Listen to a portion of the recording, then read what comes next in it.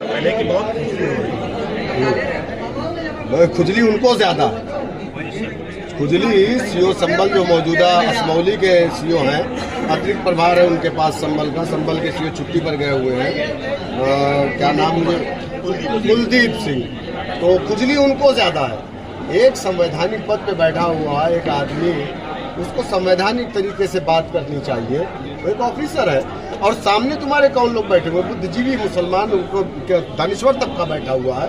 इस तरीके से तुम कहोगे कि तुमको खुजली ज्यादा है, ईरान भेज दो, तो फिर उन लोगों को क्यों नहीं कहे जिन लोगों ने इसराइल के लिए हवन किया, जिन लोगों ने इसराइल के लिए वहाँ पे नारे लगाए, जिन लोगों ने इसराइल के लिए वहाँ पर रैलियाँ निकाली, उनको इसराइल क्यों नहीं भेजा? और तुम कौन होते हो? ये हिंदुस्तान किसी के बाप की जागीर तो नहीं है ना। संबल हिंदुस्तान का हिस्सा है। ये उनकी वालिदा दहेज में तो नहीं लेकर के आई थी ना, वो इस तरीके की बातें करेंगे तो ये तो गलत है। ये मुसलमानों को लोगों ने कमज़ोर समझ रखा है। हर कोई आता है मुंह उठा करके उसके लिए सबसे कमज़ोर चारा मुसलमान है, मुसलमान को बोल देगा, ये गलत है।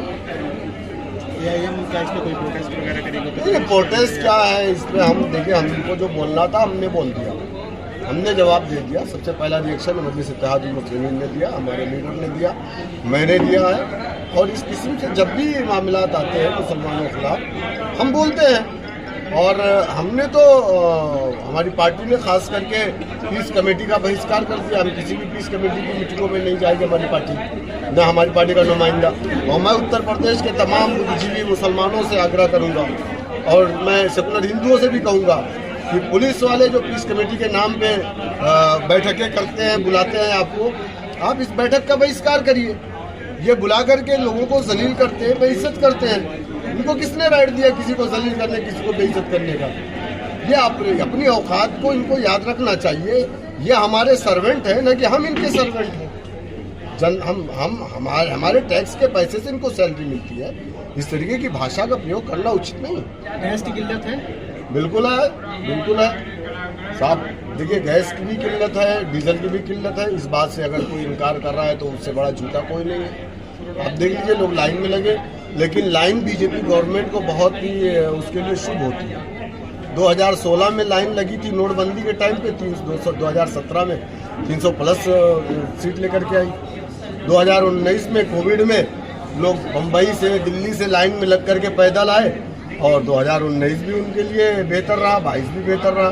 मुझे लगता है इसीलिए लोग लाइन में लगवाना चाह रहे हैं क्या लोगों को? क्या 27 भी बेहतर रहेगा? देखिए, 27 में समाजवादी पार्टी तो बीजेपी को नहीं रोक पाएगी, समाजवादी बीजेपी को नहीं रोक पाएगी।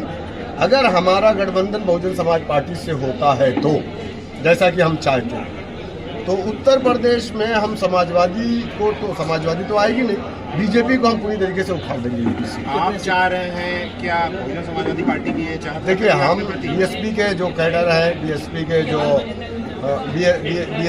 जो कोऑर्डिनेटर हैं, जो प्रभारी वगैरह हैं, बिल्कुल वो लोग चाहते हैं। और हत्ता कि दलित समाज भी ये चाहता है कि एमआईएम से और बीएसपी का एक गठबंधन बने।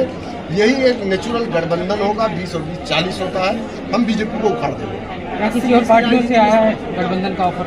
नहीं, मैं ऑफर की बात ही नहीं कर रहा हूँ। मैं तो ऑफर दे रहा हूँ, 20% मुसलमान इसका वोट बटे ना, तो मैं तो यही कहूँगा कि बहुजन समाज पार्टी से, क्योंकि समाजवादी पार्टी का जो वोटर है वो ट्रांसफर नहीं होता, इतना बेस वोट नहीं। 7% यादव है, जिसमें से 5% तो समाजवादी के साथ है, 2% तो बीजेपी के साथ है। पीडीए को लेकर के चलने की बात करें समाजवादी पार्टी, तो उसको कैसे लगाते हैं? परिवार डेवलपमेंट एजेंसी, क्योंकि उसका जो रिजल्ट है वो देखिए, पीडीए पे कुछ भी नहीं है। ये मैंने कहा ना आपसे कि परिवार डेवलपमेंट एजेंसी है और ये कुछ भी नहीं है। पूरा परिवार एक पीडीए है, पूरा परिवार ही पीडीए है। अब देखिए, भैया, भाभी, भतीजा, चाचा, बड़े चाचा, छोटे चाचा, चाचा का चाचा, चाचा का बेटा, बेटा का बेटा, बताइए आप। हिंदुस्तान का सबसे बड़ा पॉलिटिकल परिवार मुलायम सिंह यादव जी का है। अब आप बताइए, दूसरे को चांस ही नहीं। आजमगढ़ तुम लड़ोगे, बदायूं तुम लड़ोगे, फिरोजाबाद तुम लड़ोगे, संभल तुम लड़ोगे, पूरे उत्तर प्रदेश को तो तुमने घेर लिया। तो उत्तर प्रदेश के अवाम बेवकूफ़ नहीं है। इंशाअल्लाह ताला अब यहीं से आपको अपना बोलिया बिस्तर समेट करके सैफई वापस जाना पड़ेगा। एक बड़ा टैग लगता है बी पार्टी, देखिए, ये टैग तो बहुजन समाज पार्टी जब बनी थी, मान्यवर काशीराम पर भी लगाया गया था, लेकिन 2007 में उस टैग को बहुजन समाज पार्टी ने झूठा करार दिया और इल्ज़ाम तो लगते रहेंगे। अच्छा, आप बताओ मुझे, योगी आदित्यनाथ जी से मेरी मुलाकात होती है या अखिलेश जी की? योगी आदित्यनाथ से जाकर के शिवपाल जी मिलते हैं या बैरिस्टर वैसी मिलते हैं? आप बताओ मुझे। अब मुझे बताओ, धर्मेंद्र यादव की सगी बहन जिला पंचायत सदस्य कराल में है कि नहीं है? धर्मेंद्र यादव का सगा बहनोई कराल से उपचुनाव में बीजेपी का उम्मीदवार था या नहीं था? तो हम बीजेपी की बी टीम कहाँ से हो गए? बीजेपी की बी टीम तो वो है, आधा परिवार उनका। अपर्णा यादव कौन है?